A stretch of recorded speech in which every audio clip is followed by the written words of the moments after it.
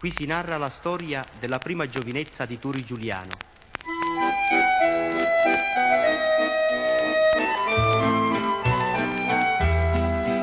Piange il cuore narrando la storia, è il destino di Turi Giuliano, che era giovine, buono ed umano, e la guerra bandito lo fa. Quella guerra che a nostra memoria fu la cosa più triste ed infame, quando il povero muore di fame ed il ricco più ricco si fa. La famiglia era povera gente e campava alla santa giornata, e Turiddu l'ha sempre aiutata, che a Palermo ogni giorno egli va. Il lavoro gli dà poco niente, ma Turiddu che vizi non tiene, alla mamma che tutto il suo bene, quel danaro lo viene a portare. Scende a piedi dal suo paese, per la strada dal sole bruciata, è passata l'intera giornata, sempre a piedi tornare dovrà, e così si guadagna le spese. Salvatore che ancor giovinetto ha per tutti il più grande rispetto, e i delitti del mondo non sa. Cominciano poi le guerre ed il popolo muore di fame, mentre la gente infame pensa solo a rubare e a mangiare. Ma i signori che stanno in campagna tutto l'anno a godersi la vita, a quel popolo ognuno l'invita a combattere e a sopportare. Ed il popolo che non si lagna al macello poi viene portato, anche il pane gli viene negato, 100 grammi gli deve bastare. Si trovava però sul mercato tutto quello che ognuno voleva, ma il suo prezzo ogni giorno cresceva e la gente più soldi non ha. Si vendeva l'oggetto più amato, gli orecchini, le gioie, la fede, che la fame non sente, non vede, e la testa girare ci fa. Ed allor Salvatore Giuliano apre gli occhi e comincia a capire, lui non vuole di fame morire, la famiglia la deve aiutare. Perdi allora la bella innocenza e comprende che il ricco è un ladrone, che i danari li fa il mascalzone e che il buono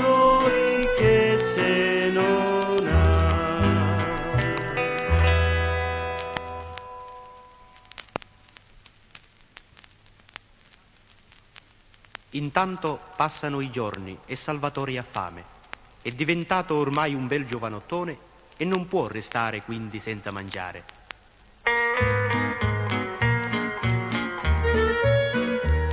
Dice la mamma ai figlio stamattina, t'hai già mangiato tutta la razione, te l'hai mangiata tutta a colazione, e adesso in casa il pane non ci sta.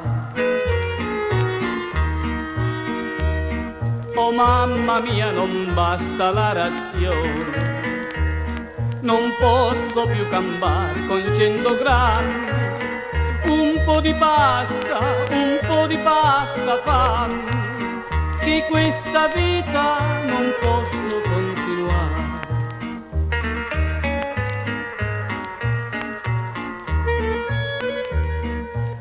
c'è più pasta figlio in questa casa e non ce n'è neppure dal commerciante.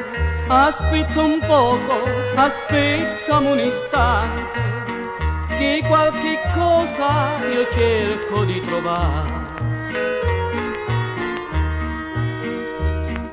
E dopo un'ora torna la sua mamma, che aveva trovato 5 o 6 patate. Allora lei le ha subito lessate, poi cerca l'olio e non lo può trovare.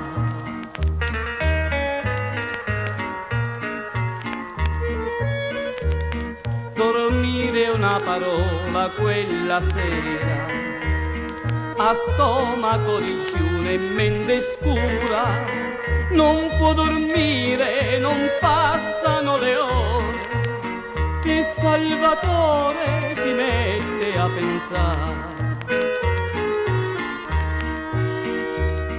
Danaro non ne tiene, non ne trova, anche il lavoro gli viene a mancare.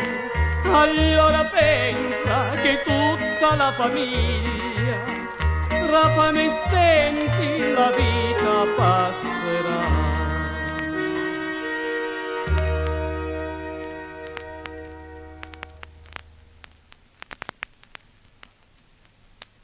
La famiglia si vede perduta, in cucina non brilla più il fuoco, stanno tutti a stomaco vuoto e Turiddu comincia a parlar, che la gente oramai s'ha venduta ogni cosa per fare danaro, che così non si può continuare ed il pane bisogna comprar.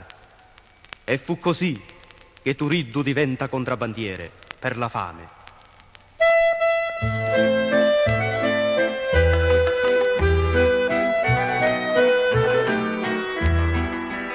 E la mamma si vende l'anello e i ricordi del tempo felice, e al figliolo di letto gli dice: di nascosto va il grano a comprare.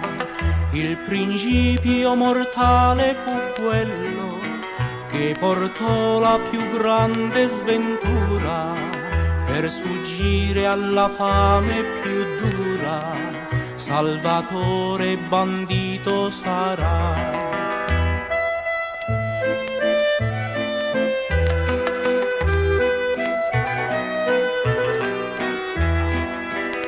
Ma chi può sopportare la fame, se la fame e la vista ci oscura?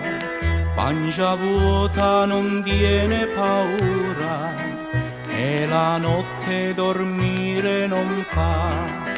Solo l'uomo più ricco ed infame, che non tiene pietà di nessuno, l'uomo sazio non crede al digiuno e a Turiddu lo può condannare.